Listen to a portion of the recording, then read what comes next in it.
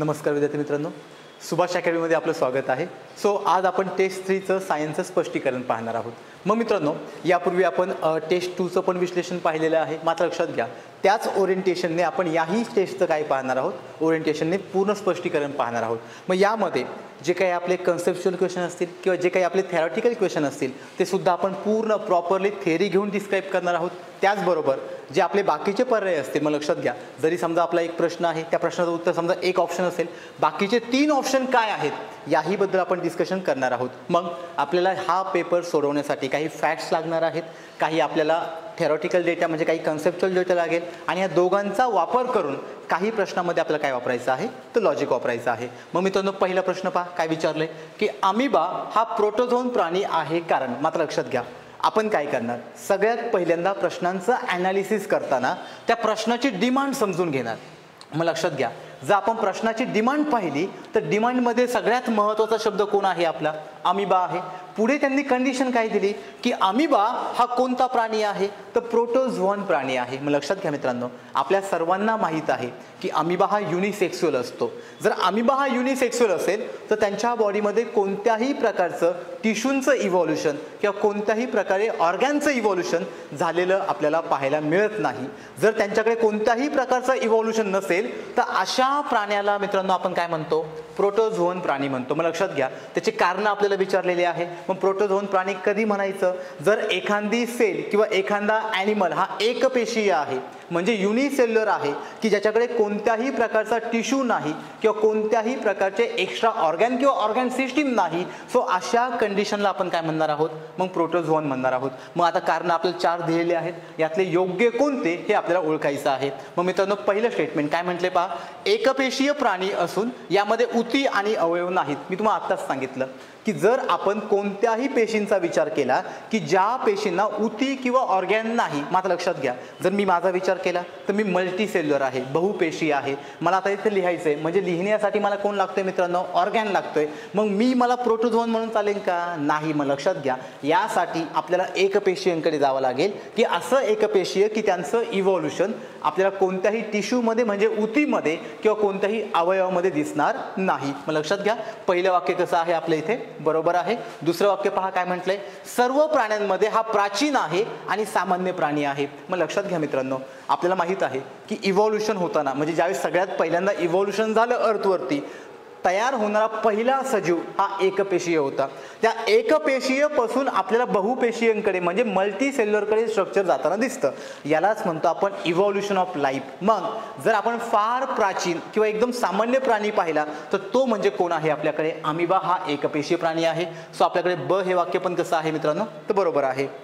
दे आता लक्षात ठेवायचं, ज्यावेळेस कोणत्याही सजीवाला मुवमेंट करायची असते किंवा लोकोमोशन करायची असते. मग आता लोकोमोशन म्हणजे काय मित्रांनो, जर कोणत्याही ॲनिमलला एका ठिकाणाहून दुसऱ्या ठिकाणी जायचं असेल तर त्यासाठी किंवा त्यांच्या हालचालीसाठी त्यांच्याकडे कोणतं तरी एक बॉडी पार्ट असतो. मग आता आपण इथे ऑर्गॅन किंवा टिश्यू म्हणू शकत नाही, बिकॉज हा एकपेशीय आहे.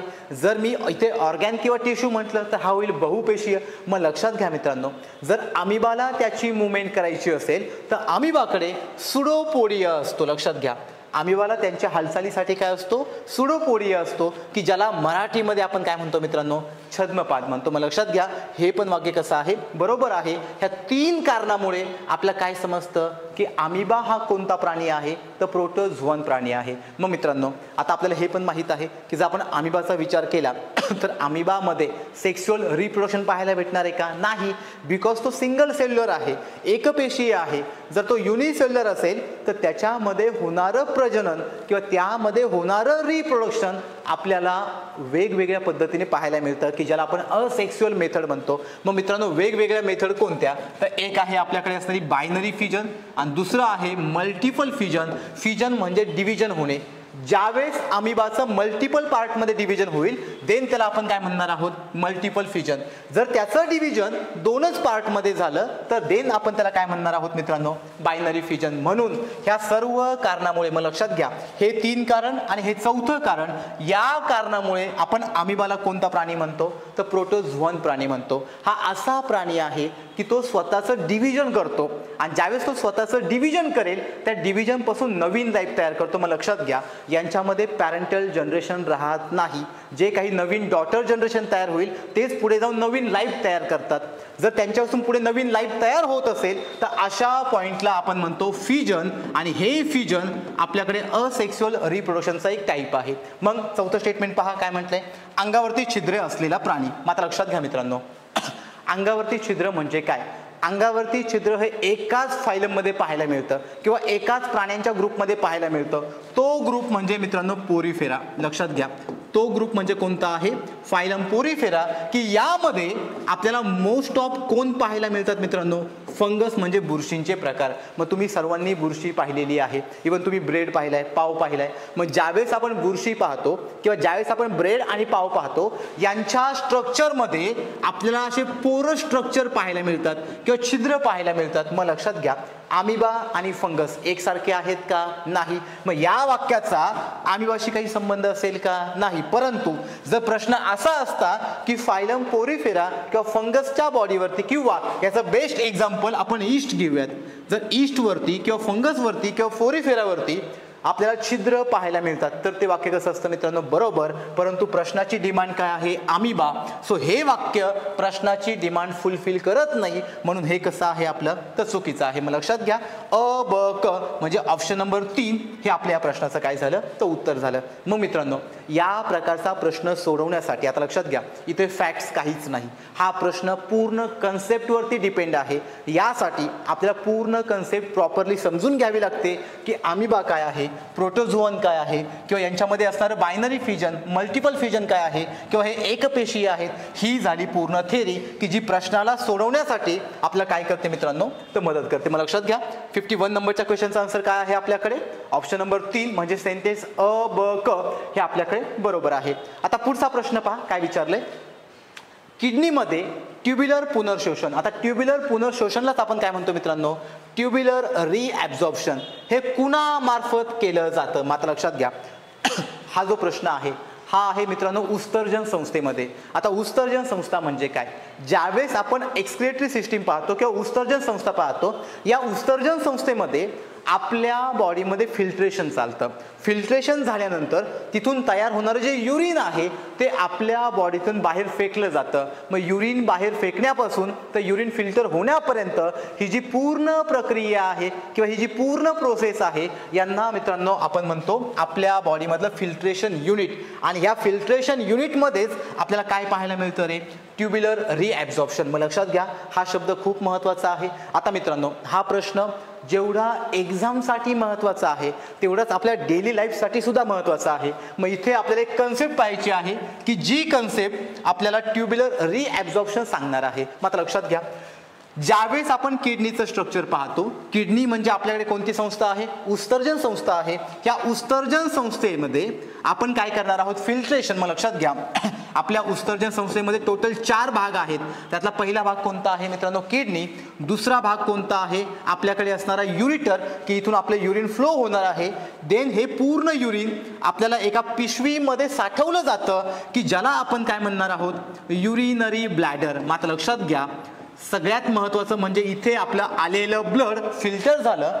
ते ब्लड फिल्टर होऊन त्यातून जे युरिन तयार झालं ते युरिन या पाईपमधून की ज्या पाईपला आपण काय म्हटलं मित्रांनो युरिटर, देन ते कुणाकडे आलं, युरिनरी ब्लॅडर. म्हणजे हे एक मूत्र साठवण्याची पिशवी आहे किंवा एक सॅक लाईक एरिया आहे. इथे युरिन स्टोर होतं आणि फायनली ते युरिन बाहेर टाकण्यासाठी आपल्याकडे जो ऑर्गॅन आहे त्याला म्हणतात मित्रांनो युरिथ्रा. मग लक्षात घ्या हे 4 ऑर्गॅनपासून आपल्याकडे एक ऑर्गॅन सिस्टीम तयार झालेली आहे की ज्या ऑर्गॅन सिस्टीमला आपण काय म्हणतो रे, उत्सर्जन संस्था, किंवा त्या सिस्टीमला आपण म्हणतो एक्सक्रिएटरी सिस्टीम की जी आपल्या बॉडीतलं वेस्ट मटेरियल बॉडीतून बाहेर टाकण्याचं काम करते. मग प्रश्नाची डिमांड काय आहे की ट्युब्युलर रिॲब्झॉर्प्शन. मग मित्रांनो ट्युब्युलर रिॲब्झॉर्प्शन आपल्याला नेफ्रॉनमध्ये पाहायला मिळतं. लक्षात घ्या कशामध्ये पाहायला मिळतं? नेफ्रॉनमध्ये. मग जर आपल्याला नेफ्रॉनपर्यंत पोहोचायचं असेल तर आपला उत्सर्जन संस्था काय आहे हे समजून घ्यावं लागेल. कारण प्रत्येक किडनी ही नेफ्रॉनपासून बनलेली आहे.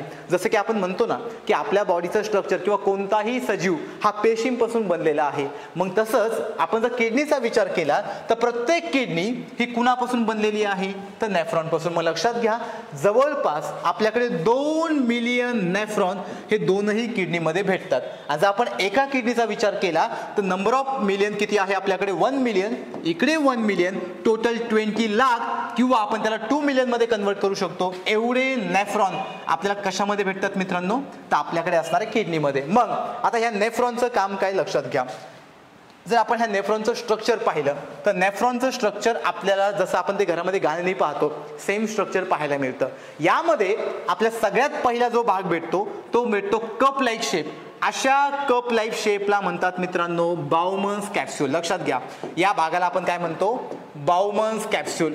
आणि हा बाउमन्स कॅप्सूल ज्याचा जो शेप आहे तो शेप कॅप्सूल सारखा एक कप सारखा आहे की जे कप काय करतं की आलेलं ब्लड सर्व स्वतःच्या बॉडीमध्ये घेतं. देन त्याला पुन्हा एक पाईप आहे. हा पाईप फोल्डेबल आहे. ज्या ठिकाणी पाईप जास्त फोल्डेबल आहे मित्रांनो त्याला म्हणतात PCT. लक्षात घ्या, त्याला काय म्हणतो आपण? PCT. आणि ज्या ठिकाणी फोल्ड कमी आहे त्याला म्हणतात DCT. मग लक्षात घ्या, हा कोण झाला? बाउमन्स कॅप्सूल. मित्रांनो याच्या आतमध्ये एक नेटवर्क आहे. जसं आपण गाळण पाहतो, लक्षात घ्या गाळणीचा आकार कसा आहे? असा यू शेप किंवा कप सारखा आकार आहे. जो कप सारखा आकार आहे इथे पण एक कप सारखा आकार आहे. या कप सारख्या आकाराला काय म्हटलं रे आपण? बाउमन्स कॅप्सूल. जसं गाळणी आपल्याकडे गाळण्याचं काम करते तसं आपली किडनी पण काय करते मित्रांनो? गाळण्याचं काम करते, फिल्ट्रेशनचं काम करते. मग इथे एक्झॅक्ट फिल्ट्रेशन कोण करतं? तर बाउमन्स कॅप्सूलच्या आतमध्ये जे नेटवर्क आहे, जी जाळी आहे, त्या जाळीला म्हणतात मित्रांनो ग्लोमेरुलस. लक्षात घ्या, त्या जाळीला काय म्हणतो आपण? ग्लोमेरुलस. आणि हा ग्लोमेरुलस एक कॅपिलरी नेटवर्क असतो की जो एक्झॅक्ट फिल्ट्रेशनचं काम करतो. आफ्टर फिल्ट्रेशन आपल्याला कोणता पाईप पाहायला मिळतो? ज्या ठिकाणी जास्त फोल्डेबल भाग आहे याला म्हणतात मित्रांनो PCT. आता हे तुम्हाला PCT DCT सर्व आपल्या त्या प्रश्नाच्या ऑप्शनमध्ये दिसतील. मग आता PCT म्हणजे काय? तर प्रॉक्सिमल कॉन्व्होल्युटेड ट्यूबिल. ज्या ठिकाणी हा पाईप बेंड होतो त्या भागाला म्हणतात LOH म्हणजे लूप ऑफ हेनले. आणि जिथे पुन्हा आपल्याला हा पाईप सरळ होताना दिसतो त्या भागाला म्हणतात DCT म्हणजे डिस्टिल कॉन्व्होल्युटेड ट्यूबिल. मग लक्षात घ्या मित्रांनो DCT, LOH, PCT हे सर्व कुणाचे भाग झाले? तर नेफ्रॉनचे. लक्षात घ्या, हे सर्व कुणाचे भाग झाले मित्रांनो? तर नेफ्रॉनचे. हे नेफ्रॉनचं स्ट्रक्चर आपल्याला वेगवेगळ्या फॉर्ममध्ये किंवा वेगवेगळ्या प्रकारामध्ये डिवाइड झालेलं दिसतं. की त्यातला पहिला भाग म्हणजे कोण आहे मित्रांनो? आपल्याकडे असणारा लक्षात घ्या, पहिला भाग म्हणजे कोण आहे? आपल्याकडे असणारा बाउमन्स कॅप्सूल की यांचा आकार कसा आहे? कप सारखा आहे. दुसरा भाग म्हणजे कोण आहे? यांच्या आतमध्ये एक नेटवर्क असतं. जसं आपल्या घरामध्ये गाळणी आहे, गाळणीचा आकार जसा यू शेप आहे सेम आकार. गाळणीमध्ये आपण काय करतो? एक जाळी तयार करतो. सेम इथे एक जाळी आहे की त्या जाळीला आपण कॅपिलरी नेटवर्क म्हणतो. आणि ते कॅपिलरी नेटवर्क काय नावाने ओळखतात? तर ग्लोमेरुलस. त्याचबरोबर आफ्टर फिल्ट्रेशन मात्र लक्षात घ्या, जसं आपण काही पण मटेरियल फिल्टर करतो, फिल्टर केल्यावरती मित्रांनो 2 प्रकारचे मीडियम भेटतात, एक चांगलं एक खराब. मग लक्षात घ्या, जे चांगलं मीडियम आहे ते आपण वापर करतो, जे खराब मीडियम आहे ते फेकून देतो. सेम कन्सेप्ट किडनीच्या बाबतीत आहे. मग किडनी ज्यावेळेस आलेलं ब्लड फिल्टर करते त्या ब्लडमधून मित्रांनो 2 मीडियम तयार होणार, एक चांगलं ब्लड एक खराब ब्लड. जे खराब ब्लड आहे तर आपण युरिन म्हणणार, जे चांगलं ब्लड आहे ते पुन्हा बॉडी शोषून घेणार. मग लक्षात घ्या, ज्यावेळेस बॉडी त्या चांगल्या ब्लडला शोषून घेते त्यालाच म्हणतात ट्युब्युलर रिॲब्झॉर्प्शन. मग लक्षात घ्या, जर या बाउमन्स कॅप्सूलमध्ये ब्लड आलं, समजा हे ब्लड आलं, आता हे ब्लड इथे फिल्टर होणार. मग लक्षात घ्या मित्रांनो, आफ्टर फिल्ट्रेशन आपल्याला 2 मीडियम पाहायला मिळतात, एक वेस्ट मीडियम आणि एक चांगलं मीडियम की ज्याला आपण गुड मीडियम म्हणूयात. सो वेस्ट मीडियम म्हणजेच आपल्याकडे कोण तयार होतो मित्रांनो? तर युरिन तयार होतो. मग लक्षात घ्या, जे युरिन आहे किंवा जे चांगलं मीडियम आहे ते दोन्ही पण एकाच पाईपमधून फ्लो होतात. ज्यावेळेस दोन्ही एकाच पाईपमधून फ्लो होतात त्याला म्हणतात PCT म्हणजे प्रॉक्सिमल कॉन्व्होल्युटेड ट्यूबिल. मग यातला PCT काय करतो मित्रांनो? हा पीसीटी ज्यावेळेस इथे सगळं मीडियम येईल त्यातलं चांगलं मीडियम शोषून घेतो. लक्षात घ्या मी काय म्हणतोय, चांगलं मीडियम काय करतो, शोषून घेतो. आणि आपल्या प्रश्नाची डिमांड तीच आहे की ट्युब्युलर रिॲब्झॉर्प्शन म्हणजेच पुनर्शोषण कोण करतं, तर पुनर्शोषण कोण करतं मित्रांनो, पीसीटी. मग राहिलेलं काय लक्षात घ्या, जे चांगलं मीडियम आणि खराब मीडियम दोन्ही सोबत आले, त्यातलं चांगलं मीडियम काय केलं, शोषून घेतलं. कोणी शोषून घेतलं, पीसीटी. राहिलेलं कोणतं मीडियम राहिलं, वेस्ट, की ज्याला आपण काय म्हणणार मित्रांनो, युरिन. मग हे सर्व युरिन इथून फ्लो होऊन कुणाकडे येतं, तर आपल्याकडे असणार आहे एलओएच कडे, की ज्याला आपण लूप ऑफ हेनले म्हटलं. पुन्हा कुणाकडे गेलं, डीसीटी कडे, की ज्याला डिस्टिल कॉन्व्होल्युटेड ट्युबिल म्हटलं. ज्यावेळेस युरिन या सगळ्या भागातून फ्लो होतं त्याला म्हणतात मित्रांनो ट्युब्युलर सेक्रेशन. लक्षात घ्या, त्या पूर्ण पॉइंटला आपण काय म्हणतो, ट्युब्युलर सेक्रेशन. आणि मग हे सर्व ट्युब्युलर सेक्रेशन मधून गेलेलं युरिन आपल्याला जाताना भेटतं कलेक्टिंग ट्युबिलमध्ये, किंवा यालाच म्हणतात कलेक्टिंग डक्ट. मग लक्षात घ्या, जर आता आपण आपल्या ऑप्शनकडे गेलो मित्रांनो, तर आता आपले ऑप्शन काय होते रे, की आपल्या प्रश्नामध्ये सांगितलं होतं की ट्युब्युलर पुनर्शोषण. सो आता आपण जे किडनी पाहिली किंवा आता आपण जे नेफ्रॉन पाहिलं, त्या पूर्ण स्ट्रक्चरमध्ये आपण कुणाबद्दल बोललो, तर आपल्याकडे असणाऱ्या ट्युब्युलर रिॲब्झॉर्प्शन किंवा ट्युब्युलर पुनर्शोषण बद्दल बोललो. सो ही झाली प्रश्नाची डिमांड. आता जर आपण चारही ऑप्शन पाहिले मित्रांनो, तर पहिला आहे डीसीटी. सो डीसीटी कुठे आहे, आपण नेफ्रॉन मध्ये पाहिला. दुसरा आहे पीसीटी, तिसरा आहे एलएच, चौथा आहे सीटी. यातला डीसीटी म्हणजे डिस्टिल कॉन्व्होल्युटेड ट्युबिल, पीसीटी म्हणजे प्रॉक्सिमल कॉन्व्होल्युटेड ट्युबिल, एलओएच म्हणजे लूप ऑफ हेनले आणि सीटी म्हणजे कलेक्टिंग ट्युबिल. मग मित्रांनो आताच आपण पाहिलं की चांगलं मीडियम कोण शोषून घेतं, तर आपल्याकडे असणारा पीसीटी. मग लक्षात घ्या, हा जो प्रश्न आहे हा पूर्ण प्रश्न मित्रांनो उत्सर्जन संस्थेचा आहे किंवा आपल्याकडे असणाऱ्या एक्सक्रेटरी सिस्टीमचा आहे. आणि उत्सर्जन संस्था काय सांगते की ज्यावेळेस आपण वेस्ट मीडियम कॅरी करतो त्यात जर चांगलं मीडियम मिक्स झालं असेल तर ते पुन्हा शोषून घेण्याचं काम किंवा ट्युब्युलर रिॲब्झॉर्प्शन करण्याचं काम कुणाचं आहे, तर पीसीटीचं आहे. मग लक्षात घ्या, प्रश्नाचं उत्तर काय आहे, ऑप्शन नंबर 2. मग मित्रांनो अशा प्रश्न सोडवण्यासाठी लक्षात घ्या, प्रश्न खूप सिंपल होता, परंतु असे प्रश्न सोडवण्यासाठी आपल्याला उत्सर्जन संस्था काय आहे हे माहीत असायला हवं. आता पुढचा प्रश्न पहा, काय म्हटलंय, जैविक नायट्रोजन फिक्सेशन दरम्यान. आता लक्षात घ्या, प्रश्नाची डिमांड नीट समजून घ्या. इथे जैविक नायट्रोजन म्हटले, कोणतं नायट्रोजन म्हटलंय, जैविक नायट्रोजन. मग जैविक नायट्रोजन फिक्सेशन दरम्यान नायट्रीफाईंग जीवाणू, मात्र लक्षात घ्या मित्रांनो, नायट्रीफाईंग जीवाणू कोणकोणते असतात तेही आपण ते पाहणार आहोत. कोणाचे रूपांतर कशामध्ये करतात. आता यासाठी तुम्हाला सगळ्यात पहिल्यांदा हा जो शब्द आहे कोणता, जैविक. आता लक्षात घ्या, जैविक म्हणजे मित्रांनो बायोटिक. लक्षात घ्या, जैविक म्हणजे बायोटिक आणि अजैविक म्हणजे अबायोटिक. मग लक्षात घ्या, जर आता आपण आपला विचार केला तर आपण जिवंत आहोत, सो आपण झालो बायोटिक, म्हणजे आपण काय झालो मित्रांनो, जैविक झालो. मग लक्षात घ्या, जर मी हा पेनाचा विचार केला तर पेनामध्ये कोणत्याही प्रकारची लिव्हिंग ऍक्टिव्हिटी आहे का, नाही, म्हणजे हा झाला अजैविक किंवा हा झाला अबायोटिक. मग लक्षात घ्या, प्रश्नामध्ये काय म्हटलंय की नायट्रोजन फिक्सेशन. मग मित्रांनो आपल्या सगळ्यांना नायट्रोजन फिक्सेशन माहित आहे. मग नायट्रोजन फिक्सेशन काय असतं रे, तर जसं आपल्याला जगण्यासाठी न्यूट्रिशनची गरज आहे. आता मी तुमच्याशी बोलतोय, कशामुळे बोलतोय रे, बिकॉज मी काहीतरी खाल्लंय, माझ्या बॉडीमध्ये प्रोटीन आहे, विटॅमिन्स आहे, मिनरल्स आहे, कार्बोहायड्रेट आहे, किंवा काहीतरी माझ्याकडे वेगवेगळ्या प्रकारचे मेज आहेत म्हणजे फॅट्स आहेत. या सगळ्यांचा वापर करून मी वेगवेगळं कार्य करू शकतो. मग तसंच मित्रांनो जर आपण वनस्पतींचा विचार केला तर वनस्पतींना जगण्यासाठी त्यांना सुद्धा त्यांच्या न्यूट्रिएंटची गरज असते. त्यांचे न्यूट्रिएंट म्हणजे कोण मित्रांनो, तर NPK हे त्यांचे मॅक्रो न्यूट्रिएंट आहे. मग जसं आपल्याकडे मॅक्रो आणि मायक्रो असतात तसं प्लॅन्टकडे पण मॅक्रो आणि मायक्रो की जे जास्त क्वांटिटीमध्ये किंवा कमी क्वांटिटीमध्ये वापरले जातात. मग लक्षात घ्या, आता प्रश्नामध्ये म्हटले नायट्रोजन फिक्सेशन. लक्षात घ्या, प्रश्नाची डिमांड काय आहे, नायट्रोजन फिक्सेशन. मग मित्रांनो नायट्रोजन फिक्सेशन का गरजेचं असतं, तर लक्षात घ्या, पूर्ण प्लॅनचा विचार केला तर यांच्याकडे सॉइलमध्ये कोणता भाग आहे मित्रांनो, मुळे आहेत, की ज्याला आपण काय म्हणतो रे, रूट पार्ट म्हणतो. आता हे रूट भाग काय करणार आहे, नायट्रोजनचं वहन करणार आहे. परंतु मित्रांनो यासाठी यांना नायट्रोजनची गरज असते. मग लक्षात घ्या, नायट्रोजन असतो हवेमध्ये. नायट्रोजन कुठे आहे, हवेमध्ये. मग ॲटमॉस्फेरिक नायट्रोजन जर आपल्याला इथे असणाऱ्या मातीमध्ये घेऊन यायचं असेल की ज्याला आपण सॉइल म्हणणार, तर त्यासाठी आपल्याला कोणती स्टेज पाहावी लागते मित्रांनो, नायट्रोजन फिक्सेशन. मग लक्षात घ्या, ज्यावेळेस आपण वनस्पतींना नायट्रोजन देतो आपल्याकडे दोन पद्धत आहे. एक आहे आर्टिफिशियल, एक आहे आपल्याकडे नॅचरल. नॅचरल म्हणजे काय मित्रांनो, जे प्रश्नामध्ये जीवाणू म्हटलं, जीवाणू ही झाली नॅचरल मेथड.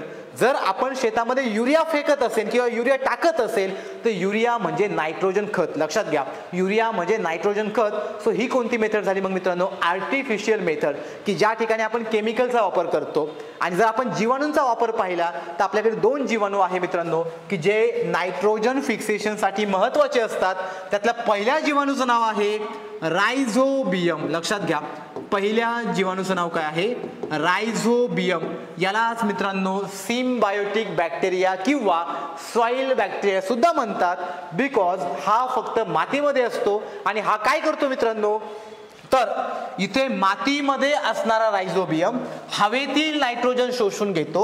हवेतून नायट्रोजन शोषल्यानंतर त्याला मातीमध्ये सॉल्व करतो किंवा मातीमध्ये सोडून देतो. जर तो मातीमध्ये त्याला सोडून देत असेल तर याच प्रोसेसला आपण काय म्हणणार आहोत, नायट्रोजन फिक्सेशन. असाच आपल्याकडे अजून एक जीवाणू आहे की ज्याला म्हणतो आपण सायनोबॅक्टेरिया. लक्षात घ्या, त्याला आपण काय म्हणतो, सायनोबॅक्टेरिया. मग मित्रांनो यातला जो रायझोबियम आहे तो बॅक्टेरिया आहे, जो सायनोबॅक्टेरिया आहे तो अल्गे म्हणजे शैवाल आहे, की जे आपण प्लांट क्लासिफिकेशन मध्ये पाहतो बा, थॅलोफायटा. सो थॅलोफायटाचं एक्झाम्पल म्हणजे शैवाल. ज्या शैवालाचा कलर किंवा ज्या अल्गेचा कलर हा ब्ल्यू आणि ग्रीन असतो. लक्षात घ्या, ब्ल्यू आणि ग्रीन असतो म्हणजे निळा आणि हिरवा असतो, त्यांना म्हणतात ब्ल्यू ग्रीन अल्गे. आणि असे अल्गे वनस्पतीमध्ये किंवा प्लांटमध्ये नायट्रोजन फिक्सेशनचं कार्य करतात. मग मित्रांनो नायट्रोजन फिक्सेशनचं कार्य करणारे किती जीवाणू आहेत, 2 जीवाणू. एक आहे रायझोबियम, दुसरा आहे सायनोबॅक्टेरिया. हे दोन्ही पण ज्यावेळेस हवेतील नायट्रोजन मातीमध्ये फिक्स करतात त्यावेळेस ते 2 स्टेज करतात. मग लक्षात घ्या, पहिली स्टेज असते अमोनिफिकेशन. पहिली स्टेज काय आहे, अमोनिफिकेशन. म्हणजेच घेतलेल्या नायट्रोजनचं जे कन्व्हर्जन आहे ते अमोनियामध्ये होतं, म्हणून त्याला काय म्हणतात मित्रांनो, अमोनिफिकेशन. त्यानंतर ते त्याचं कन्व्हर्जन करतात नायट्रिफिकेशन. लक्षात घ्या, नायट्रिफिकेशन किंवा तयार करतात नायट्रेट. म्हणजे 2 मॉलिक्युल तयार करतात, एक नायट्रेट दुसरा नायट्राइट. हे दोन्ही कन्व्हर्जन कोण करतं मित्रांनो, तर हे 2 प्रकारचे जीवाणू. मात्र लक्षात घ्या, प्रश्नामध्ये काय म्हटलंय की अमोनिफिकेशन किंवा आपल्याकडे आलेलं नायट्रोजनचं कन्व्हर्जन जीवाणू कशामध्ये करतात. मग मित्रांनो आयोगाने ह्या जीवाणूवरती सुद्धा PYQ विचारलेला आहे. मग जीवाणू किती आहेत आपल्याकडे, 2.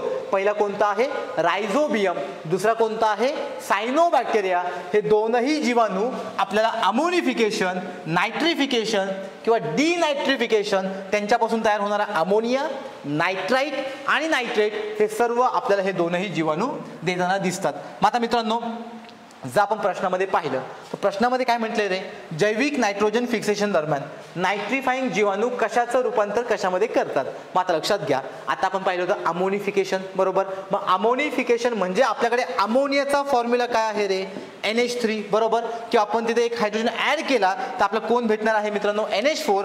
मग अशा वेळेस ह्या NH4चं कन्व्हर्जन आपल्याला NO3 मध्ये होताना दिसतं. म्हणजे नायट्रोजन सायकल किंवा नायट्रोजन फिक्सेशन मध्ये आपण या NH4चं रूपांतर कशामध्ये करतो मित्रांनो, NO3 मध्ये. आणि हे रूपांतर कुणामार्फत केलं जातं, तर जैविक जीवाणू. मग कोणकोणते आहे, तर रायझोबियम आणि आपल्याकडे असणारा ब्ल्यू ग्रीन अल्गे, की ज्याचं एक्झाम्पल काय आहे मित्रांनो, सायनोबॅक्टेरिया. मग लक्षात घ्या, प्रश्नाचं उत्तर काय असेल, तर ऑप्शन नंबर 3 असेल. मात्र लक्षात घ्या, या प्रश्नाला सोडवण्यासाठी मित्रांनो आपल्याला कुणाची गरज आहे, तर नायट्रोजन सायकल किंवा nitrogen fixation. So nitrogen fixation काय आहे ते आपल्याला इथे समजायला हवं. मग आता पुढचा प्रश्न पहा. जो पुढचा प्रश्न आहे तो आपला केमिस्ट्रीच्या रिगार्डिंग आहे. आता मित्रांनो मी तुम्हाला टेस्ट 2 मध्ये पण सांगितलं होतं की आयोग भरपूर वेळा ॲलॉईज वरती प्रश्न विचारतो. लक्षात घ्या, ॲलॉईज म्हणजे मिश्र धातू. मग ज्यावेळेस आयोग ॲलॉईज वरती प्रश्न विचारतो त्यावेळेस आपलं एक काम आहे मित्रांनो, ॲलॉईज पाठ करत नाही बसायचे किंवा ॲलॉईजची थेरी वाचत नाही बसायची. ॲलॉईज म्हणजे काय रे, मिश्र धातू. ज्यावेळेस 2 धातू एकत्र येतात किंवा ज्यावेळेस धातू आणि अधातू एकत्र येतो अशा वेळेस तयार होणारा जो आपला नवीन धातू असणार आहे किंवा जे नवीन कंपाऊंड असणार आहे, अशा नवीन कंपाऊंडला आपण ॲलॉईज म्हणतो. मग लक्षात घ्या, आता हा पण जो प्रश्न आहे तो ॲलॉईज बद्दल आहे, म्हणजे मिश्र धातू बद्दल आहे. मग लक्षात घ्या, त्यांनी ॲलॉईज मध्ये काय विचारले मित्रांनो, जर्मन सिल्वर. मग जर्मन सिल्वर हा मिश्र धातू कोणत्या धातूंच्या मिश्रणातून तयार होतो. मग मित्रांनो 4ही पर्यायावरती आयोगाने PYQ विचारलेले आहेत. लक्षात घ्या मी काय म्हणतोय, हे चारही पर्यायावरती आयोगाने PYQ विचारलेले आहेत. मग जर आपण पहिला पर्याय पाहिला तर पहिला पर्याय कुणाचा आहे, तांबे, जस्त, कथील, की ज्याला आपण म्हणतो कॉपर, झिंक, टीन.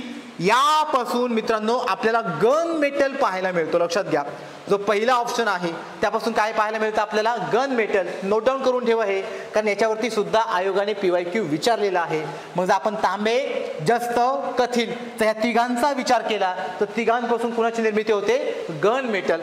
मग मित्रांनो मिश्र धातू किंवा ॲलॉयज का बनवले जातात, कारण ते धातूंपेक्षा वेगळे आहेत, धातूंपेक्षा स्ट्रॉंग आहेत. ज्या धातूंच्या प्रॉपर्टी आहे त्यापेक्षा ॲडव्हान्स प्रॉपर्टी किंवा आपल्या डिझायरेबल प्रॉपर्टी, जे बदल आपल्याला हवे आहेत तशा प्रकारचे बदल आपण मिश्र धातूमध्ये करू शकतो. म्हणून आपण काय तयार करतो मित्रांनो, ॲलॉयज किंवा मिश्र धातू. मग लक्षात घ्या पहिला जो आहे तो कुणाचा आहे, गन मेटलचा. सेकंड ऑप्शन पहा काय म्हटले, तांबे आहे, निकेल आहे, जस्त आहे, की ज्याला आपण काय म्हणतो कॉपर, निकेल, झिंक.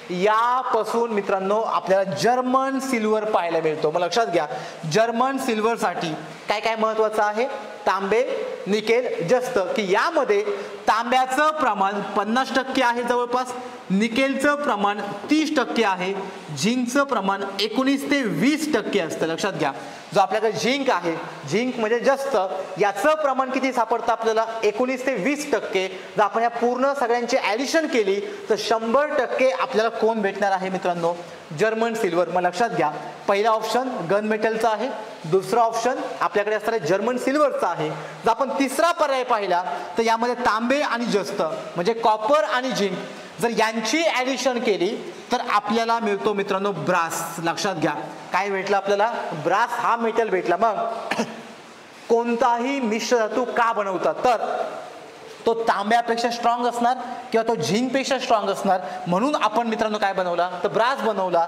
हा ब्रास बनवण्यासाठी दोनही धातू आपण काय केले, मिक्स केले. मात्र लक्षात घ्या आयोगाने याच्यावरतीही प्रश्न विचारलाय, आयोगाने इथेही प्रश्न विचारलाय. जर्मन सिल्वरचा हा प्रश्न काय सांगतो आपल्याला, तांबे, निकेल, जस्त म्हणजे आपल्याकडे असणारं कॉपर, निकेल, झिंक यांची ॲडिशन, या प्रत्येकाचं प्रपोर्शन वेगवेगळं आहे. कॉपरचा अमाऊंट 50% आहे, निकेलचा अमाऊंट 30% आहे आणि झिंक अमाऊंट जवळपास 19 ते 20% आहे. मग मित्रांनो जो आपण शेवटचा ऑप्शन पाहिला तो कुणाबद्दल आहे, तांबे आणि कथील. कथील म्हणजे टीन. मग लक्षात घ्या ज्यावेळेस आपण कॉपर आणि टीन एकत्र करतो त्यावेळेस आपल्याला ब्रॉन्झ मिळतो. लक्षात घ्या मित्रांनो त्यावेळेस आपल्याला काय भेटला, ब्रॉन्झ भेटला. मग आता लक्षात घ्या ॲलॉयज आपल्या एक्झामसाठी महत्त्वाची आहे, आयोगाची डिमांड आहे, एक्झामची डिमांड आहे. सो आपल्याला मित्रांनो ॲलॉयज करणं गरजेचं आहे. मग लक्षात घ्या ॲलॉयज पाठ करत बसायचे का नाही, मग आपलं काम काय आहे, एक टेबल बनवायचा. टेबलमध्ये एका साईडला मिश्र धातूंचे नावं लिहून घ्यायचे, दुसऱ्या साईडला ते मिश्र धातू कुणापासून बनलेले आहेत हे सगळे, म्हणजे आतापर्यंत आयोगाने विचारलेले मिश्र धातू, इव्हन आपल्याला जेवढे मिश्र धातू भेटतात जर आपण सगळ्यांचा एक टेबल बनवला मित्रांनो तर ॲलॉयज वरती आलेला एकही प्रश्न आपला जाणार नाही. आपल्या हक्काचा मार्क मिळतोय आपल्याला तो. त्यासाठी फक्त आपल्याला काय करायचंय तर आपल्याकडे जेवढे मिश्र धातू आहे त्यांचा एक टेबल बनवायचा. त्या टेबलमध्ये तुम्ही हे चारही मिश्र धातू ऍड केले तर चारही मिश्र धातूंवरती आयोगाने भरपूर वेळा प्रश्न विचारलेला आहे. त्यामध्ये ब्रॉन्झवरती तुम्हाला 2024 मध्येच प्रश्न सापडेल. जर तुम्ही ब्रासकडे गेले तर ब्रासला 2021चा PYQ सापडेल आणि जर तुम्ही गन मेटलकडे गेले तर गन मेटलला 2023चा PYQ सापडेल. मग लक्षात घ्या मित्रांनो सगळे PYQ वरती आलेले हे ॲलॉयज आहे.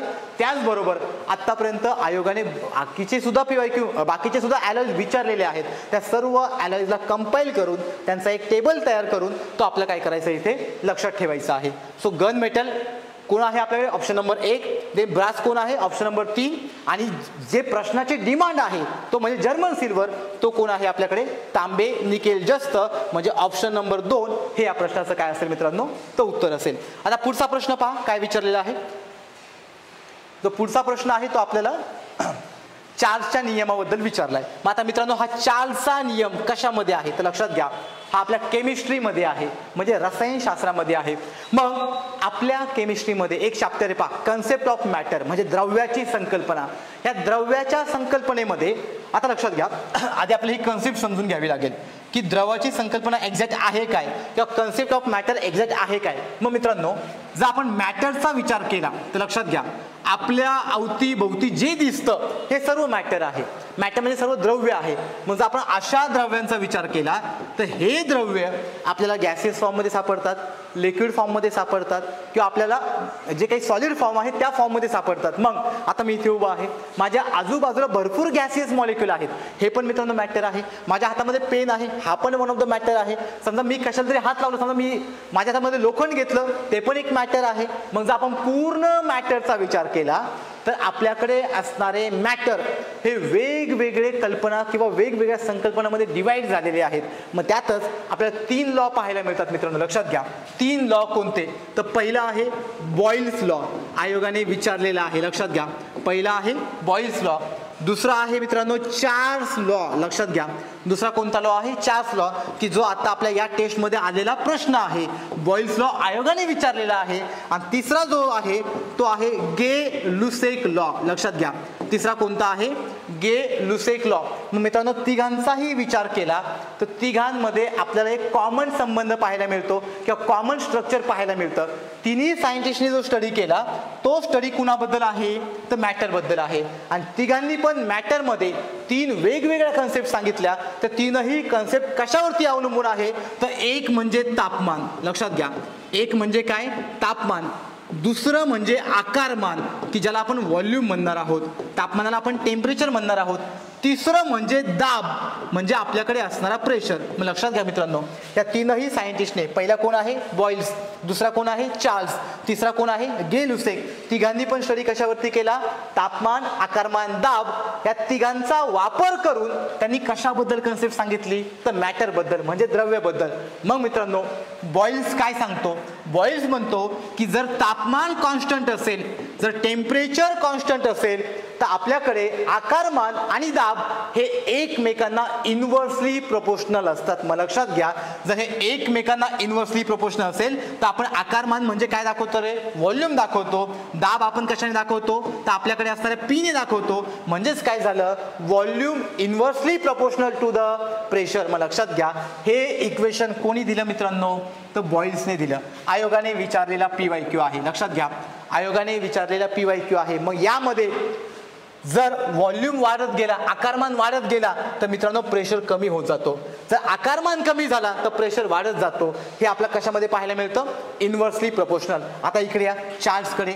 ज्यावेळेस मित्रांनो आपण चार्ल्सचा विचार करतो, इथे तापमान कॉन्स्टंट होतं. चार्ल्समध्ये प्रेशर कॉन्स्टंट आहे. लक्षात घ्या, दाब कॉन्स्टंट आहे. आणि जर दाब कॉन्स्टंट असेल तर अशा वेळेस राहिलं दोनच, एक आकारमान, दुसरं तापमान. मग यामध्ये मित्रांनो जो आकारमान म्हणजे व्हॉल्यूम हा डायरेक्टली प्रोपोर्शनल कुणाला आहे? टेम्परेचरला. प्रश्नाची डिमांड आहे बरं का रे, प्रश्नामध्ये हे विचारलंय. म्हणजेच काय?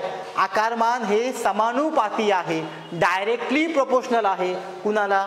तापमानाला. मग मित्रांनो जर व्हॉल्यूम हा डायरेक्टली प्रोपोर्शनल असेल टेम्परेचरला तर याचा अर्थ असा झाला, जर व्हॉल्यूम वाढला तर तापमान वाढेल, जर व्हॉल्यूम कमी झाला तर तापमान कमी होईल. तसं इथे काय होतं? जर आपला व्हॉल्यूम वाढला तर प्रेशर कमी, किंवा जर प्रेशर वाढला तर व्हॉल्यूम कमी. मग लक्षात घ्या, डायरेक्टली प्रोपोर्शनल आणि इन्व्हर्सली प्रोपोर्शनल यामध्ये आपल्याला वेगवेगळे संबंध पाहायला मिळतात. त्याचबरोबर मित्रांनो गे लुसेक लॉ याच्यावरती अजून PYQ आलेला नाही, पण लक्षात घ्या आयोगाने हे विचारले, याच्यावरतीही एकदा प्रश्न विचारलेला आहे. म्हणजे ही थेअरी किंवा या शास्त्रज्ञाचा लॉ किंवा यांनी सांगितलेला जो प्रिन्सिपल आहे तोही आपल्याला महत्त्वाचा असणार आहे. मग हे काय सांगतात? एकदा झालं तापमान कॉन्स्टंट, एकदा झालं दाब कॉन्स्टंट. आता यांनी काय कॉन्स्टंट घेतला मित्रांनो? आकारमान. म्हणजेच काय कॉन्स्टंट घेतला? तर व्हॉल्यूम. मग जर व्हॉल्यूम कॉन्स्टंट असेल तर अशा वेळेस राहिलं दाब आणि तापमान. मग दाब दाखवतो प्रेशरने. मग असा प्रेशर डायरेक्टली प्रोपोर्शनल असतो कुणाला मित्रांनो? तर तिथे असणाऱ्या टेम्परेचरला. मग लक्षात घ्या, जो प्रेशर जर डायरेक्टली प्रोपोर्शनल टेम्परेचरला असेल किंवा टेम्परेचर डायरेक्टली प्रोपोर्शनल प्रेशरला असेल तर हे तीनही लॉ कुणाचे आहे? हा झाला बॉइलचा नियम, हा झाला चार्ल्सचा नियम, हा झाला गे-लुसेकचा नियम. तीनही लॉ आपल्या एक्झामसाठी मित्रांनो IMP आहे. याच्यावरती तुम्हाला प्रश्न कधी ना कधी 100% दिसेल. आतापर्यंत आयोगाने दोघांवरती प्रश्न विचारलेले आहेत आणि आता आपण जो प्रश्न पाहतोय तो प्रश्न कुणाबद्दल आहे? चार्ल्स बद्दल. मग चार्ल्सने काय कॉन्स्टंट घेतला? दाब म्हणजे प्रेशर. मग त्याने इक्वेशन काय दिलं? तर राहिलेले दोन घटक कोणते? तापमान आणि आकारमान. हे दोघेही एकमेकांना कसे असतात मित्रांनो? तर डायरेक्टली प्रोपोर्शनल. मग लक्षात घ्या, जर आपण प्रश्नाकडे आलो तर प्रश्नामध्ये काय म्हटले पहा, चार्ल्सच्या नियमाप्रमाणे वायूचे आकारमान हे नेहमी कुणाला डायरेक्टली प्रोपोर्शनल असते, म्हणजे कुणाला समानुपाती असते. मग लक्षात घ्या, ज्यावेळेस आपण चार्ल्सचा नियम पाहतो मित्रांनो, त्यावेळेस आपला दाब हा कॉन्स्टंट असतो, म्हणजे प्रेशर कॉन्स्टंट असतो. जर प्रेशर कॉन्स्टंट असेल तर जो काही आपल्याकडे आकारमान आहे किंवा जो काही व्हॉल्यूम आहे हा डायरेक्टली प्रोपोर्शनल तापमानाला असतो. कुणाला आहे? तापमानाला. सो आता आपण यांचं रिलेशन पाहिलं ना, की आपल्याकडे समजा हे आकारमान आहे, हे डायरेक्टली प्रोपोर्शनल कुणाला झालं मित्रांनो? टेम्परेचरला. हे इक्वेशन झालं चार्ल्सचं. असंच आता आपण बॉयलचं पाहिलं, गे-लुसेकचं पाहिलं. हे तीनही इक्वेशन किंवा तीनही नियम आपल्याला एक्झामसाठी महत्त्वाचे आहेत, कारण दोन नियमावरती ऑलरेडी आयोगाने प्रश्न विचारलेले आहेत. मग लक्षात घ्या, या प्रश्नाचं उत्तर काय असेल? Option number 1. बाकीच्या तिघांचा काहीही संबंध नाही. एकामध्ये म्हटले घनफळ, एकामध्ये म्हटले वस्तुमान आणि एकामध्ये म्हटले घनता. या तिघांचा चार्ल्सच्या नियमाशी काहीही संबंध नाही. आता पुढचा प्रश्न पहा काय विचारले मित्रांनो. एकदम सोपं आहे, फिजिक्सच्या रिगार्डिंग आहे. ज्या माध्यमातून प्रकाशाचे वेगवेगळ्या तरंग लांबीचे किरण हे भिन्न कोनात वळतात त्या घटनेला काय म्हणतात? आता मित्रांनो, यासाठी तुम्हाला एक नॉर्मल कन्सेप्ट माहित असायला हवी. मात्र लक्षात घ्या, नॉर्मल कन्सेप्ट काय सांगते रे, की ज्या वेळेस आपण रिफ्लेक्शन, रिफ्रॅक्शन किंवा डिस्पर्शन पाहतो, हे एक्झॅक्टली असतं काय? आता लक्षात घ्या मित्रांनो, समजा हे आपल्याकडे एक माध्यम आहे. लक्षात घ्या, समजा यार मी ए माध्यम म्हणतो, मग इव्हन ते सॉलिड असेल, लिक्विड असेल किंवा गॅसेस असेल. देन खाली माझ्याकडे समजा बी माध्यम आहे. खाली कोणतं माध्यम आहे? बी माध्यम. जर इकडून प्रकाश आला, समजा लक्षात घ्या, इकडून कोण आला मित्रांनो? प्रकाश आला. जर तो प्रकाश येत असेल आणि जर या माध्यमातून जर तो या माध्यमात जात असेल तर जाताना मित्रांनो तो अँगल चेंज करतो. लक्षात घ्या मी काय म्हणतोय, आलेला प्रकाश या अँगल मध्ये आला. लक्षात घ्या, अँगल मध्ये आला, परंतु इकडे माध्यम बदललं, म्हणजे प्रकाशाचा स्पीड किंवा प्रकाश फ्लो होताना एका माध्यमातून ज्यावेळेस दुसऱ्या माध्यमात जातो त्यावेळेस तो त्याचा अँगल बदलतो, म्हणजे तो वेगवेगळ्या कोनातून जातो. अशा पॉइंटला मित्रांनो आपण म्हणतो रिफ्रॅक्शन. लक्षात घ्या, हे आपलं काय आहे? रिफ्रॅक्शन. म्हणजेच ज्यावेळेस आपल्याला एका माध्यमातून, आपल्याला म्हणजे प्रकाशाला ज्यावेळेस प्रकाश एका माध्यमातून दुसऱ्या माध्यमात जातो त्यावेळेस आपण त्याला काय म्हणणार आहे? रिफ्रॅक्शन. परंतु जाताना तो त्याचा अँगल बदलतो, वेगवेगळे अँगल तयार करतो. जर तो वेगवेगळे अँगल तयार करत असेल तर त्याला काय म्हणतात मित्रांनो? रिफ्रॅक्शन. प्रश्नाची डिमांड आहे, समजलं तुम्हाला रिफ्रॅक्शन? आता जर प्रकाश असा आला आणि जर तो आहे त्याच माध्यमात पुन्हा गेला, लक्षात घ्या मी काय म्हणतोय, हे कोणतं माध्यम आहे? ए. हे कोणतं माध्यम आहे? बी. तीन माध्यम आहे मित्रांनो आपल्याकडे, सॉलिड, लिक्विड, गॅसेस. कोणतंही इमॅजिन करा, यातला आपण ए आणि बी नावं दिले. जर आलेला प्रकाश ए माध्यमातून एच माध्यमामध्ये गेला तर याला म्हणतात रिफ्लेक्शन ऑफ लाईट. लक्षात घ्या, या पॉइंटला आपण काय म्हणणार आहोत? Reflection of light. सो रिफ्रॅक्शनचा मिनिंग समजला. रिफ्रॅक्शन मध्ये माध्यम बदलला जातो, माध्यमासोबत जो काही प्रकाशाचा अँगल आहे तोही चेंज होतो, परंतु रिफ्लेक्शन मध्ये माध्यम तेच राहतं मित्रांनो, माध्यम तेच राहतं, माध्यम बदलत नाही. आता मग लक्षात घ्या, जर आपण प्रश्नाची डिमांड पाहिली मित्रांनो, प्रश्नाची डिमांड काय सांगते? की ज्या माध्यमातून प्रकाशाचे वेगवेगळ्या तरंग लांबीचे किरण म्हणजे जे काही वेव्हलेंथ आहेत ते वेव्हलेंथ भिन्न कोनामध्ये वळतात. भिन्न कोनामध्ये वळतात म्हणजे काय मित्रांनो? हे एक लक्षात घ्या, समजा हे एक अडथळा आहे, याच्यावरती एक माध्यम आहे, याच्या खाली एक माध्यम आहे. इकडून प्रकाशाचं किरण आलं, ते प्रकाशाचं किरण अँगल बदलून दुसरीकडे गेलं, म्हणजे त्याने अँगल बदलला, एक भिन्न कोन तयार केला. याला म्हणतात मित्रांनो रिफ्रॅक्शन. लक्षात घ्या, रिफ्रॅक्शन म्हणजे काय म्हणतात? अपवर्तन. म्हणजे प्रश्नाचं उत्तर काय असेल? Option number 1. परंतु जर आपण बाकीचा ऑप्शन पाहिला, कोणता? रिफ्लेक्शन. आता रिफ्लेक्शन मध्ये काय होतं मित्रांनो? रिफ्लेक्शन म्हणजे परावर्तन. जर इकडून एखादा किरण आला, जर तो किरण या अडथळ्यावरती आदळून पुन्हा त्याच माध्यमात जात असेल, त्याने माध्यम बदलला का? नाही. माध्यम बदलला नाही म्हणजे मीडियम बदलला नाही, याला म्हणतात मित्रांनो परावर्तन म्हणजे रिफ्लेक्शन. जर आपण 3 नंबरचा पाहिला विवर्तन किंवा डिफ्रॅक्शन, डिफ्रॅक्शन म्हणजे काय असतं मित्रांनो, किंवा विवर्तन म्हणजे काय असतं.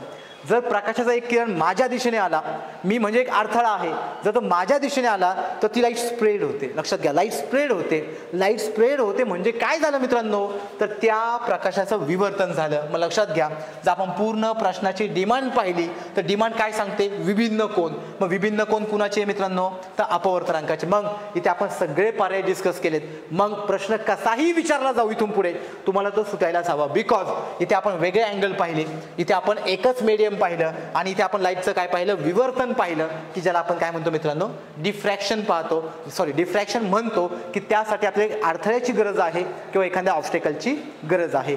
सो या प्रश्नाचं उत्तर काय असेल मित्रांनो, ऑप्शन नंबर 1 अपवर्तन म्हणजेच काय असणार, तर रिफ्रॅक्शन. आता पुढचा प्रश्न पहा काय विचारलेला आहे. पुढचा प्रश्न आपल्या प्लॅन क्लासिफिकेशनच्या रिगार्डिंग आहे. सो काय म्हटले पहा, जोड्या लावाचा प्रश्न आहे.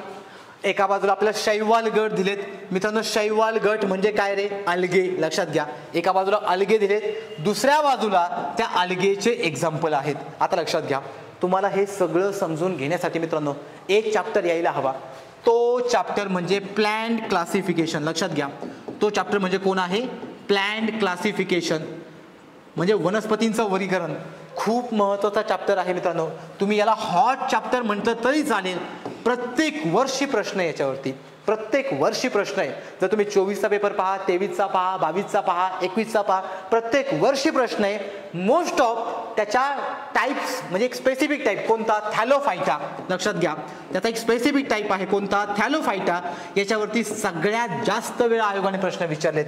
हा पण जो प्रश्न आहे ना मित्रांनो, हा पण थॅलोफायटाचा आहे. मग लक्षात घ्या, प्लॅन क्लासिफिकेशन 2 ग्रुपमध्ये करतात. एका साईडला आपण बीजपत्री वनस्पती घेतो, एका साईडला आपण अबीजपत्री वनस्पती घेतो. मग लक्षात घ्या, आता आपण थोडक्यात प्लॅन क्लासिफिकेशन काय आहे ते पाहू. मग आता हे एक्झाम्पल कुणाचे आहे ते आपल्याला लगेच कळून जाईल. मात्र लक्षात घ्या, ज्यावेळेस आपण मित्रांनो प्लॅन क्लासिफिकेशनचा स्टडी करतो, प्लॅन क्लासिफिकेशन म्हणजे वनस्पतींचं वर्गीकरण 2 ग्रुपमध्ये आहे. लक्षात घ्या, किती ग्रुपमध्ये आहे, 2 ग्रुपमध्ये आहे.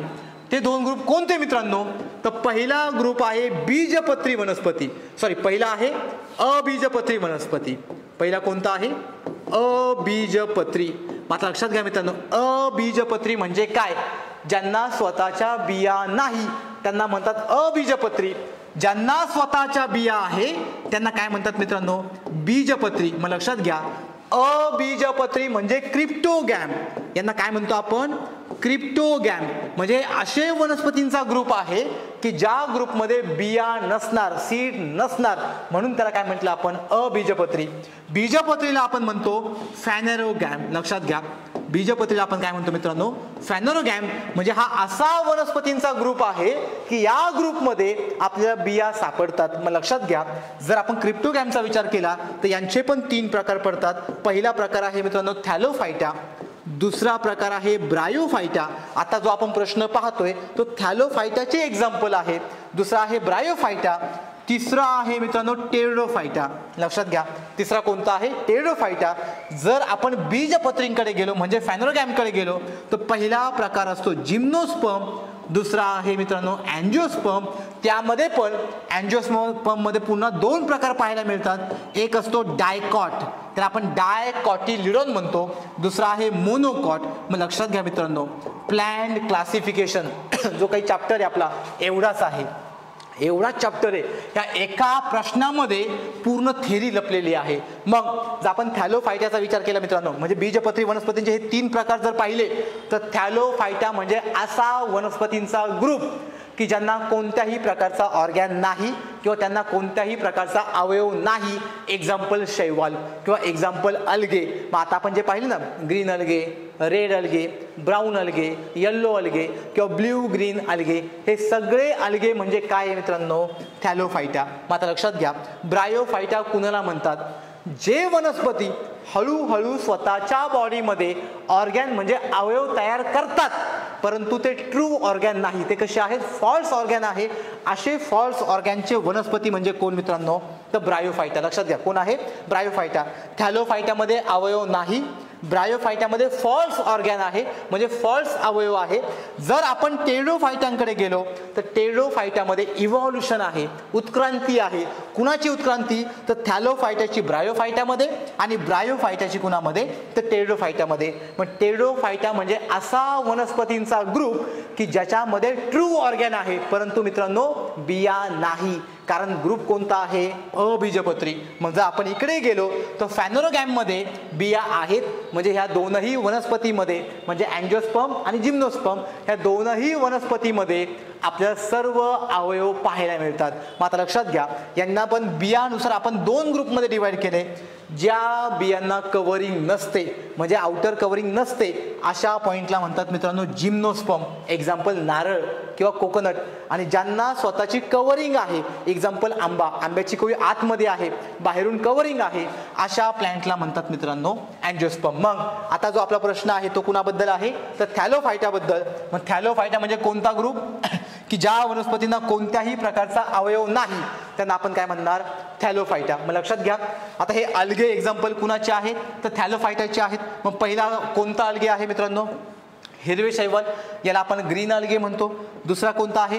तपकिरी शैवाल, यांना आपण ब्राऊन अल्गे म्हणतो. तिसरा कोणता आहे? लाल शैवाल, याला आपण रेड अल्गे म्हणतो. याच्यावरती आयोगाने खूप वेळा PYQ विचारलाय. त्याचबरोबर हिरवे शैवाल याच्यावरती पण आयोगाने खूप वेळा मित्रांनो PYQ विचारलेला आहे. आणि शेवटचा जो आहे तो म्हणजे पिवळे शैवाल. पिवळे म्हणजे येल्लो अल्गे. मग मित्रांनो याचे इकडे एक्झाम्पल दिलेले आहेत. मात्र लक्षात घ्या, जरी तुम्हाला प्लॅन्ट क्लासिफिकेशन येत नसेल तरी मित्रांनो तुम्ही हा प्रश्न लॉजिकल वेने सुद्धा सोडू शकता. तुम्ही लहानपणापासून एक स्पायरोगायरा पाहिला असेल, बरोबर? मग स्पायरोगायरा आपण 6वी 7वी 8वी मध्ये शिकलेलो आहोत. ज्यावेळेस आपण स्पायरोगायरा पाहतो मित्रांनो तो कोणत्या कलरचा असतो रे? हिरव्या कलरचा. याचा अर्थ काय झाला रे मित्रांनो? स्पायरोगायराचा कलर हिरवा म्हणून हिरव्या शैवालाचं ते काय झालं? एक्झाम्पल. मात्र लक्षात घ्या, असं कधी सोडवायचं जर तुम्हाला कन्सेप्ट माहीत नाही परंतु तुम्ही स्पायरोगायरा कधीतरी ऐकलेला आहे किंवा कधीतरी तुम्ही त्याची डायग्राम पाहिलेली आहे तर तुम्ही लॉजिकच्या वेने त्याला सोडवू शकता. सो स्पायरोगायरा काय झालं? The example of green algae म्हणजे हिरव्या शैवालाचं ते उदाहरण आहे.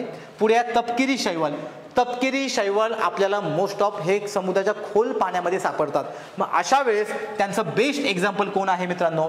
सर गॅसम. लक्षात घ्या, अचं काय आहे आपल्याकडे? 3, बचं काय आहे? 1. मग अचं 3, बचं 1. कोणता ऑप्शन भेटला मित्रांनो आपल्याला? तर ऑप्शन नंबर 3 भेटला. जर आपण लाल शैवाल पाहिलं तर लाल शैवालचं एक्झाम्पल काय आहे मित्रांनो? तर आपल्याकडे असणारा पॉलीमायफोनिया. लक्षात घ्या, एक्झाम्पल काय आहे?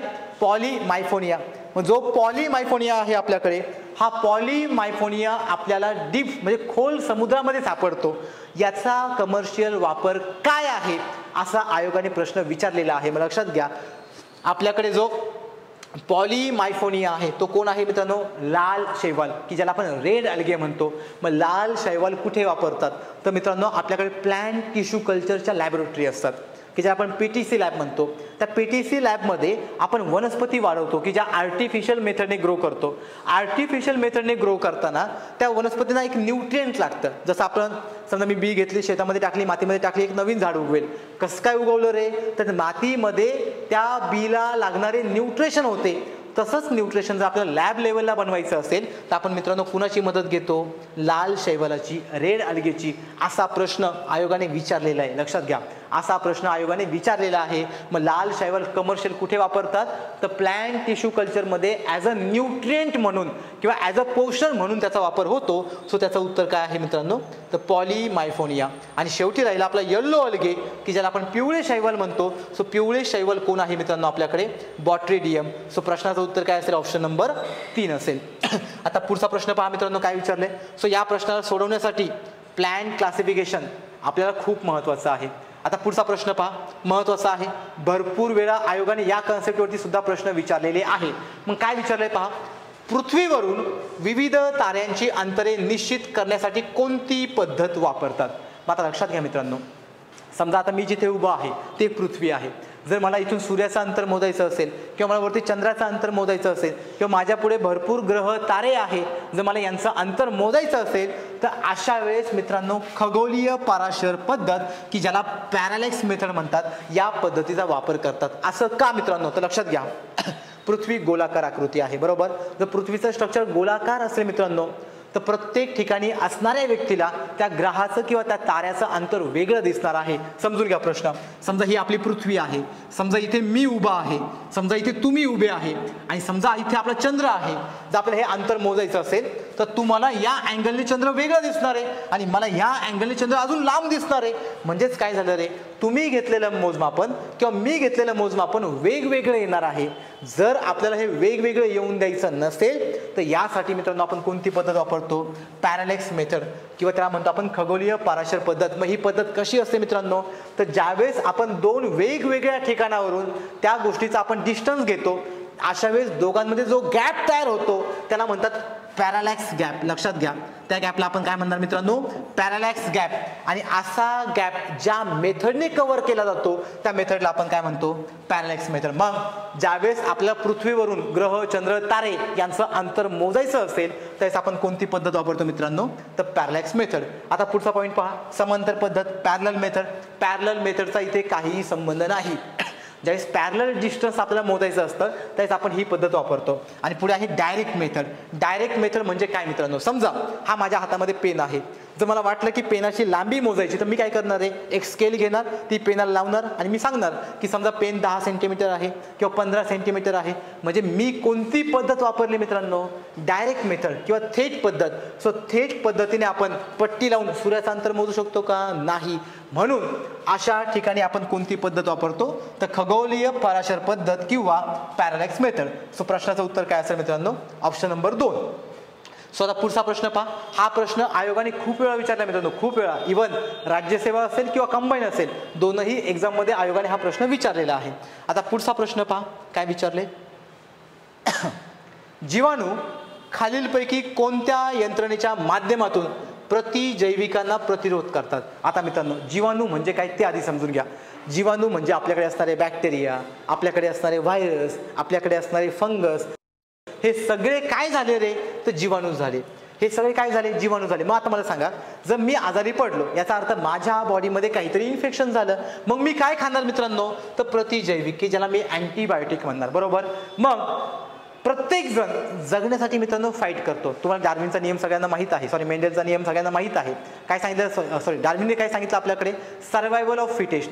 जर कोणत्याही सजीवाला इथे जगायचं असेल तर सर्वायवल ऑफ फिटेस्ट खूप गरजेचं आहे. म्हणजे आपण ज्या कॉम्पिटिशनमध्ये राहतो त्या कॉम्पिटिशनमध्ये इझिली सर्वाइव्ह होण्यासाठी आपल्याला काय करणं गरजेचं आहे मित्रांनो? तर आपल्याला फायटिंग करणं गरजेचं आहे.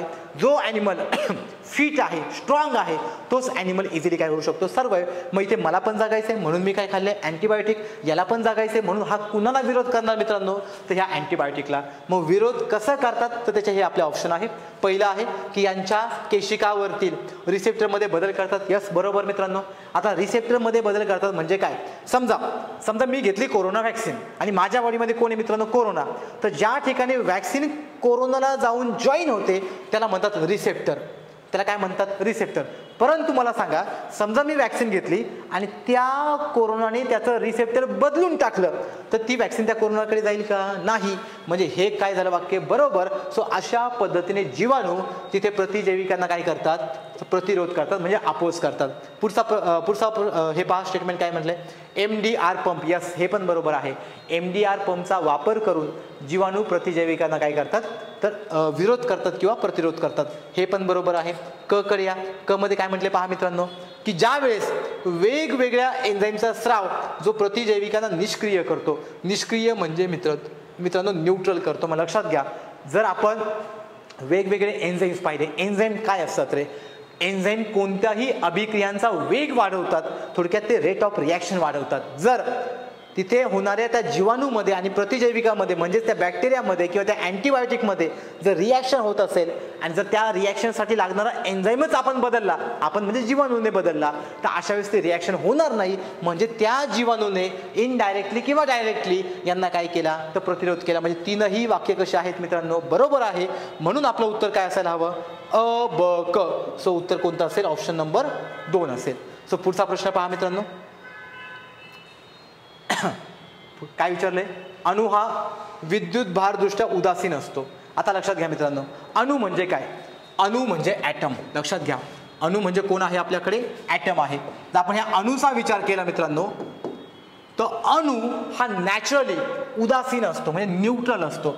मग आता न्यूट्रल असतो म्हणजे काय मित्रांनो, तर आपल्याला माहिती आहे की जसं बायोलॉजीमध्ये आपण शिकतो की पेशींपासून टिश्यू तयार झाला म्हणजे ऊती तयार झाली, ऊतींपासून ऑर्गॅन तयार झाला, तसं केमिस्ट्रीमध्ये सगळ्यात छोटा कण म्हणजे ॲटम की ज्याला आपण अणू म्हणतो, अणूपासून रेणू तयार होतो की ज्याला आपण मॉलेक्युल म्हणतो, आणि त्या मॉलेक्युलपासून मित्रांनो पुन्हा कंपाऊंड तयार होतो की ज्याला आपण संयुगे म्हणतो. मग लक्षात घ्या, जर आपण त्या ॲटमचा विचार केला मित्रांनो, तर तो ॲटम स्वतःचं ऑक्टॅट म्हणजे स्वतःचं अष्टक पूर्ण केल्यानंतर आपल्याला कोणत्या फॉर्ममध्ये सापडतो, उदासीन. जर त्याचं अष्टक पूर्ण नसेल मित्रांनो, तर तो इलेक्ट्रॉनची काय करणार, देवाणघेवाण किंवा इलेक्ट्रॉनची भागीदारी करणार. मग लक्षात घ्या, हे वाक्य इथे काय आहे, बरोबर. मग समजा आता माझ्या हातामध्ये पेन आहे, तो पेन माझ्याशी रिॲक्शन करतो का रे मित्रांनो, नाही करत. म्हणजे माझी आणि ह्या पेनची काही अभिक्रिया झाली का, नाही. म्हणजे पेन झाला उदासीन. लक्षात घ्या, पेन काय झाला, उदासीन. मग हा पेन कुणापासून बनलेला आहे, तो वेगवेगळे ॲटम एकत्र आले, ह्या ॲटम पासून एक कंपाऊंड एक कंपाऊंड किंवा एक संयुगे तयार झालं. आता दुसरं वाक्य पहा काय म्हटले, केंद्रकाभोवती फिरणाऱ्या सर्व इलेक्ट्रॉनचा ऋण विद्युत भार, म्हणजे कोणता चार्ज आहे मित्रांनो, मायनस चार्ज. ऋण विद्युत भार हा केंद्रकावरील ऋण भारा समान असतो. आता मित्रांनो समजून घ्या, समजा हे आपल्याकडे एक स्ट्रक्चर आहे, या स्ट्रक्चरच्या आतमध्ये एक केंद्रक आहे, केंद्राच्या बाहेर हा एक ऑर्बिट आहे. आता मला सांगा, ह्या ऑर्बिटमध्ये कोण असणार आहे मित्रांनो, इलेक्ट्रॉन, बरोबर. ह्या केंद्रकामध्ये कोण असणार आहे, प्रोटॉन आणि न्यूट्रॉन. प्रोटॉनचा चार्ज काय मित्रांनो, प्लस म्हणजे पॉझिटिव्ह. न्यूट्रॉनचा चार्ज काय, चार्ज लेस, कोणताही तिथे चार्ज नाही. याचाच अर्थ केंद्रकामध्ये पॉझिटिव्ह चार्ज आला. लक्षात घ्या, केंद्रकामध्ये कोणता चार्ज आला, पॉझिटिव्ह, बिकॉज प्रोटॉन आहे. आणि जी बाहेरचं ऑर्बिट आहे म्हणजे बाहेरची कक्षा आहे, तिथे इलेक्ट्रॉन असल्यामुळे मित्रांनो कोणता चार्ज आला, तर मायनस चार्ज. आता वाक्य पहा काय म्हटलंय, केंद्रकाभोवती फिरणाऱ्या सर्व इलेक्ट्रॉनचा, हा केंद्रक आहे, त्याच्या भोवती हे सर्व फिरणारे इलेक्ट्रॉन कोणता चार्ज करतात, ऋण विद्युत भार. एवढं वाक्य बरोबर आहे मित्रांनो, एवढं वाक्य बरोबर आहे. आता पुढे काय म्हटलंय पहा, केंद्रकावरील म्हणजे याच्यावरील केंद्रकावरील ऋण भार. आता मला सांगा, केंद्रकामध्ये इलेक्ट्रॉन का प्रोटॉन आहे, तर प्रोटॉन आहे. आणि प्रोटॉनमध्ये चार्ज कोणता मित्रांनो, प्लस चार्ज. प्रोटॉनमध्ये जर प्लस चार्ज असेल तर इथे कोणता असायला हवा, प्लस. म्हणजे वाक्य ब चुकलेलं आहे, अ बरोबर, ब चुकीचं. कुठे सापडलं, ऑप्शन नंबर 3. सो हे आपल्या या प्रश्नाचं काय असेल मित्रांनो, तो उत्तर असेल. आता पुढे पहा, सोपा प्रश्न आहे, फॅक्च्युअल डेटा म्हटलं तरी चालेल. प्रश्नांमध्ये काय विचारले पहा, खालीलपैकी कोणास टर्पिनॉइड समजले जाते. तर मित्र लक्षात घ्या, आपल्याकडे ए ऑप्शनमध्ये काय म्हटलंय, मेन्थॉल आहे, आणि बी मध्ये काय म्हटलंय, व्हिटॅमिन ए म्हणजे अजीवनसत्व. दोघे पण काय आहे, तर टर्पिनॉइड आहे. म्हणजे आपलं उत्तर काय असेल, दोन्ही पण, मेन्थॉल आणि जीवनसत्व अ. मात्र लक्षात घ्या, हा प्रश्न पूर्ण फॅक्च्युअल डेटा आहे. सो हे दोघे पण आपल्या कोणत्या स्ट्रक्चरमध्ये पाहायला भेटतात, तर टर्पिनॉइड स्ट्रक्चरमध्ये. सो प्रश्नाचं उत्तर काय असेल, ऑप्शन नंबर 3. आता पुढचा प्रश्न पहा काय विचारलंय, हा पण मित्रांनो पुढचाही प्रश्न आपला फॅक्च्युअल आहे. काय विचारलंय पहा, खालीलपैकी नैसर्गिक चुंबकाचे नाव काय. मग जर आपण नैसर्गिक चुंबक पाहिलं तर मित्रांनो 4 ऑप्शन आहे आपल्याकडे. पहिला आहे तांबे, तांबे हे नैसर्गिक चुंबक नाही मित्रांनो. दुसरा आहे सिलिकॉन, हे पण नैसर्गिक चुंबक नाही. तिसरा आहे झिंक की जे आपण जास्त म्हणतो, हे पण नैसर्गिक चुंबक नाही. मग राहिले कोण मित्रांनो आपल्याकडे, लोडस्टोन की ज्याचा फॉर्म्युला काय आहे, Fe3O4. हे आपल्याकडे काय आहे, नैसर्गिक चुंबक. आता लक्षात घ्या, इथे आपल्याला फॅक्च्युअल डेटा महत्त्वाचा आहे.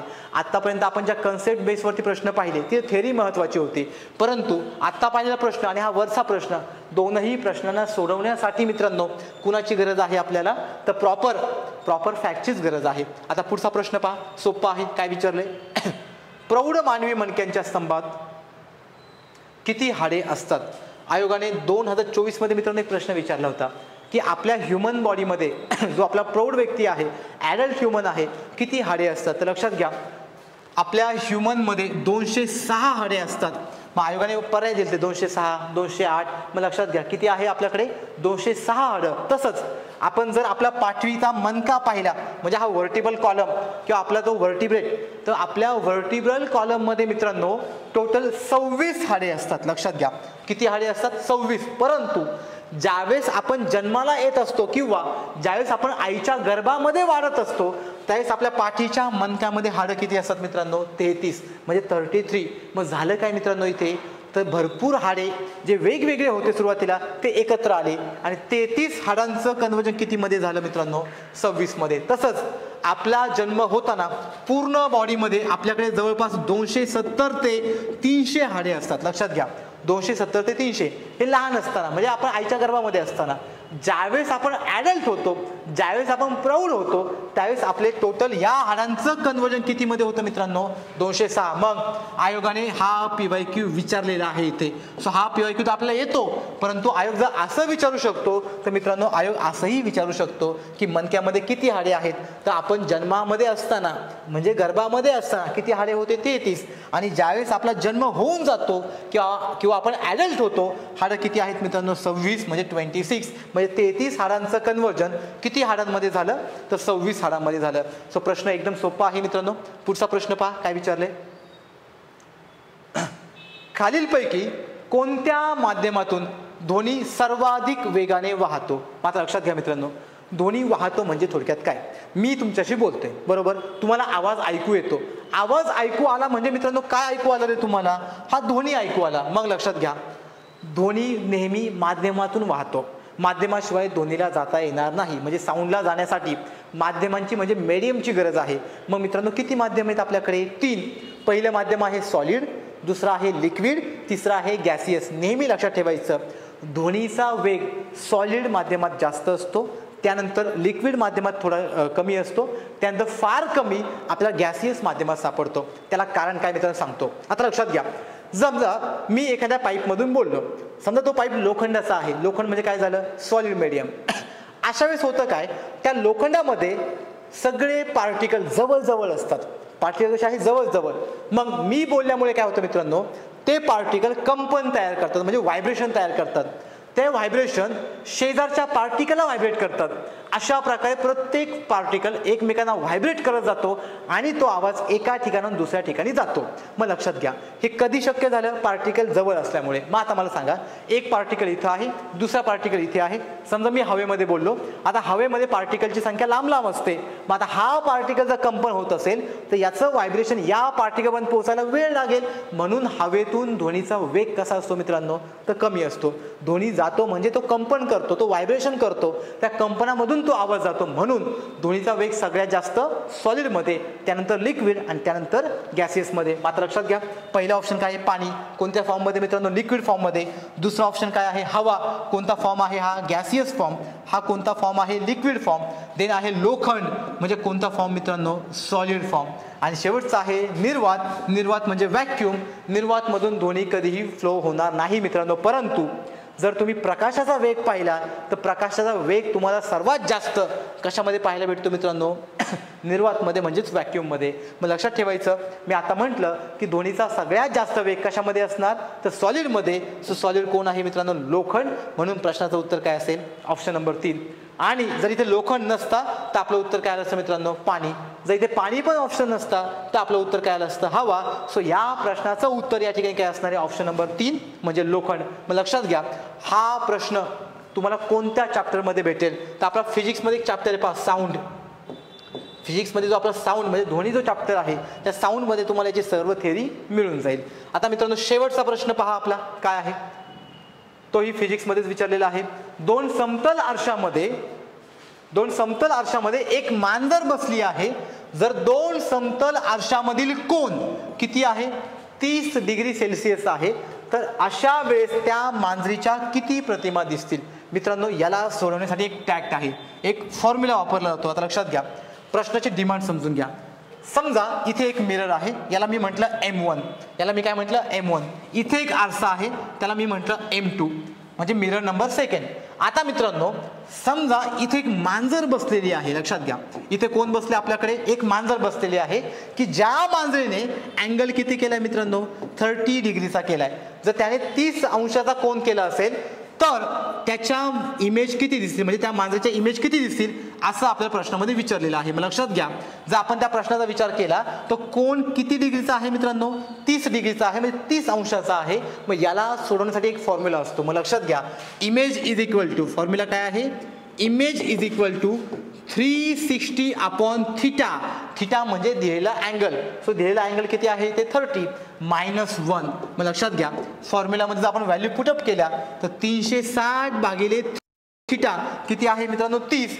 मग जर 30 घेतला तर शून्याला शून्य कट होईल, पुढे -1. मग आपल्याला 36 जर 3 ने 36ला भाग दिला तर आपलं उत्तर येतं 12. 12 - 1 उत्तर भेटलं 11. म्हणजे या मांजरेच्या आपल्याला किती इमेज भेटणार मित्रांनो, तर 11 इमेज. मग जर आपण प्रश्नाकडे गेलो तर प्रश्नामध्ये आपल्याला 11 कुठे सापडतो रे, तर ऑप्शन नंबर 3 मध्ये. म्हणजे ऑप्शन नंबर 3 हे याचं काय असेल तर उत्तर असेल. मग तुम्ही या प्रश्नाला मित्रांनो वेगवेगळ्या पद्धतीने पण सोडवू शकता. थोडक्यात कसं तर लक्षात घ्या की समजा तुम्ही इथला अँगल बदलायची 60 डिग्री घ्या, 90 डिग्री घ्या, 100 डिग्री घ्या, काही समथिंग काही पण घ्या, तुम्हाला प्रत्येक वेळेस आन्सर कसं भेटणार आहे तो वेगवेगळे भेटणार आहे. लक्षात घ्या या प्रश्नाला सोडवण्यासाठी कोणता फॉर्म्युला लक्षात ठेवतात, 360/θ-1.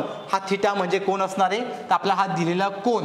मग जर आपल्याकडे 30 डिग्री मधला कोण असेल तर ती व्हॅल्यू आपण इथे थीटाच्या जागी ठेवणार आणि भेटणारं उत्तर आपल्याला किती भेटणार तर ऑप्शन नंबर 3. मग मित्रांनो इथे आपले सर्व सायन्सचे प्रश्न संपलेले आहे.